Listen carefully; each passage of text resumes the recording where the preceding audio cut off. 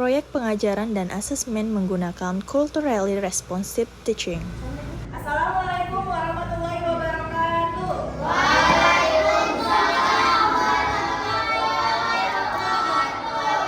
Selamat pagi anak ibu semua. Bagaimana kabarnya hari ini? Sebelum kita mulai pelajaran, ayo coba siapkan dulu Fajar.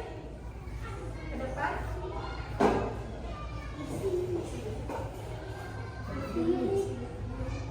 Siap, berdiri. Pada guru terhormat. Selamat pagi, Bu. Kita bersama-sama membacakan doa. Doa dimulai. Doa selesai. Baik anak-anak ibu, semuanya hadir hari ini? Tidak kan? Tadi ada yang sakit ya? Ada yang tahu Nadia sakit apa? Malas ada yang sakit, gimana saja kita doakan cepat sembuh ya. Nah anak-anak ibu, sebelum kita mulai pembelajaran kita tentang materi teks narasi, ibu mau kita semua nyanyikan lagu dulu. Ini lagu dari Sabang sampai Merauke, semuanya hafal? Semuanya bangun, bangkit dari tempat duduknya. Kita nyanyikan lagu sama-sama. Ya, kita nyanyikan lagu ya. 1, 2, 3, ya. Dari Sabang sampai Merauke, berjajar pulau-pulau, sambung menyambung menjadi satu. Itulah Indonesia, Indonesia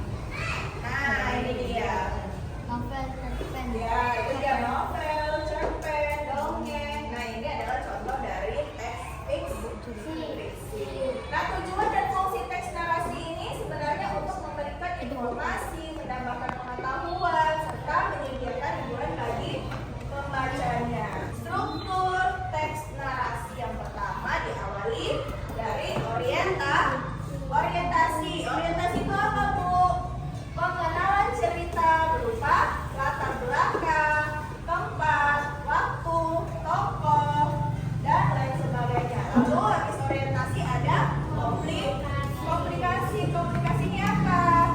Masalah atau konflik yang terjadi hingga mencapai puncak konflik. Habis dari komplikasi ada resolusi. Resolusi adalah konflik mulai menurun. Lalu solusinya terlihat. Habis resolusi ada koda. Koda ini bersifat opsional, berisikan pesan moral dari kisah tersebut. Nah, di sini Ibu ada kisah dari terbentuknya Danau Toba.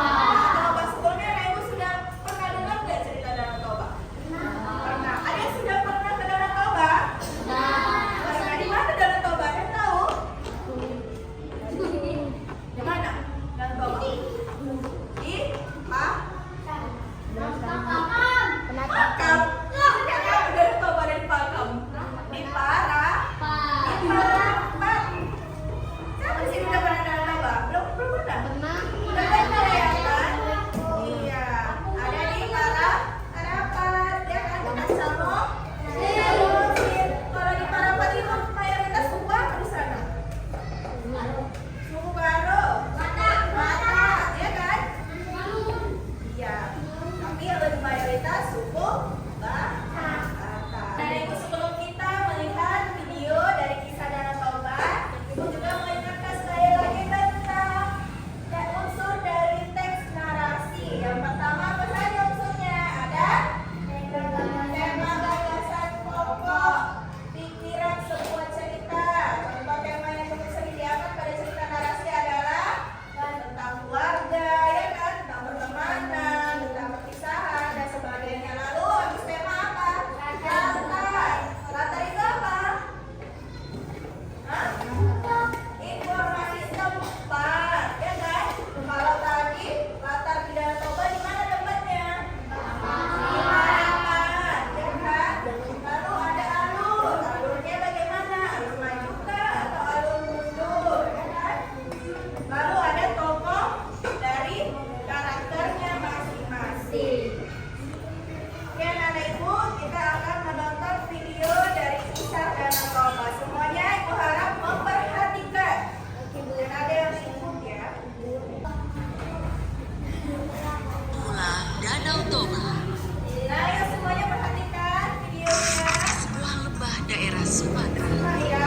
Hiduplah seorang petani bernama Toba. Dia seorang petani yang sangat rajin. Namun sayang, hasil kebunnya tidak berhasil dan dia lapar. Karena lapar, maka Toba pergi memancing di sungai. Lama sekali dia menunggu hingga dia putus asa. Saat Toba memutuskan untuk pulang, tiba-tiba ada yang menarik umpannya. Toba kegirangan dan menarik pancingnya. Wah, ada ikan besar. Seru Toba. Benar saja, di ujung kailnya tersangkut ikan besar bersama. Sama-sama melihat video tentang kisah Danau Toba. Sekarang Ibu mau anak-anak Ibu dari video pembelajaran tadi, Ibu mau anak-anak Ibu mengerjakan LKPD-nya tentang legenda Danau Toba juga. Jadi kalau tadi anak-anak Ibu sudah mengamati, sekarang anak Ibu mengerjakan soal. Di sini anak-anak Ibu diminta untuk mengisi siapa-siapa saja tokoh yang terlibat dalam cerita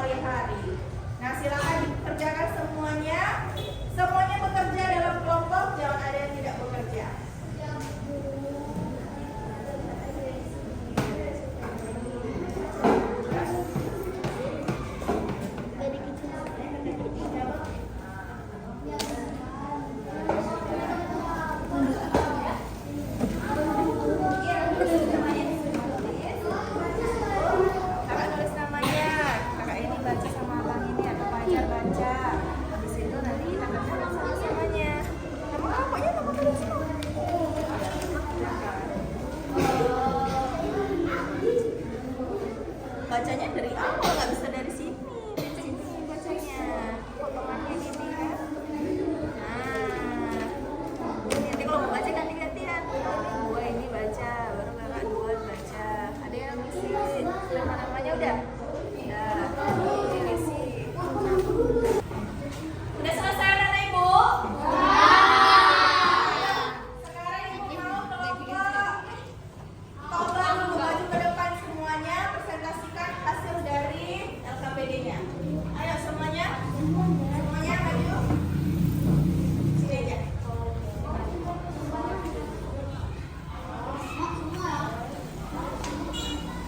Ya, silakan bacakan. Satu ya bacakannya.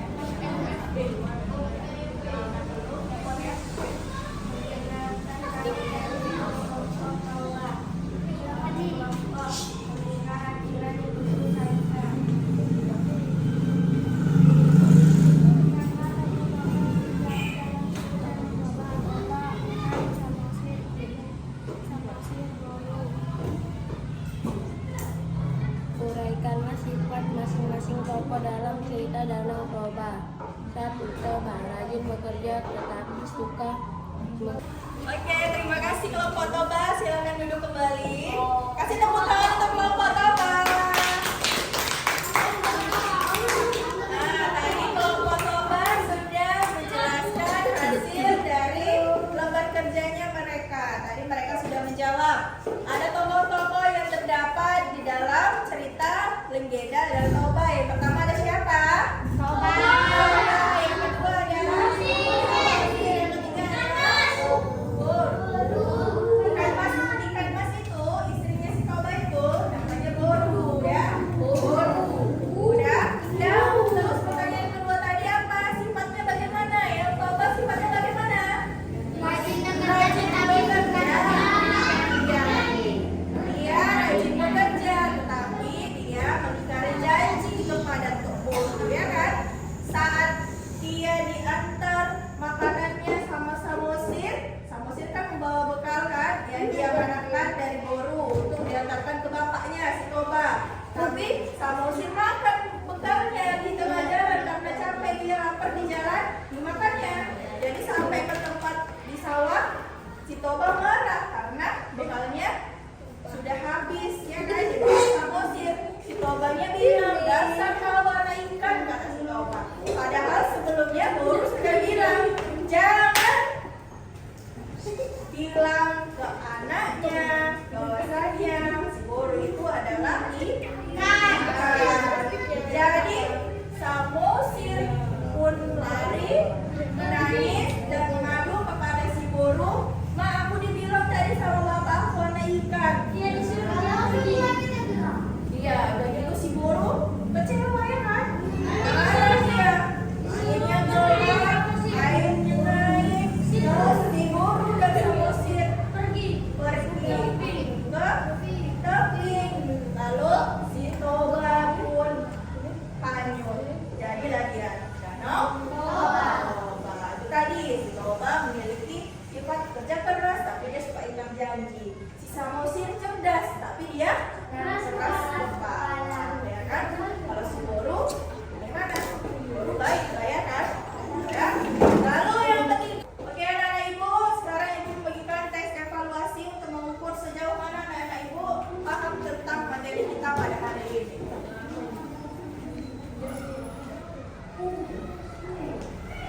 Oke, ada siapa anak-anak ibu? Terima kasih. Baiklah anak-anak ibu, ada yang ingin menyimpulkan pembelajaran kita pada hari ini? Ya, silakan maju ke depan, kakak. Teks narasi adalah jenis teks yang mengisahkan suatu peristiwa berdasarkan waktu yang bersifat fiksi dan non-fiksi. Unsur teks narasi harus menentukan tema, lalu latar belakang, alur, dan menentukan tokoh atau karakter dan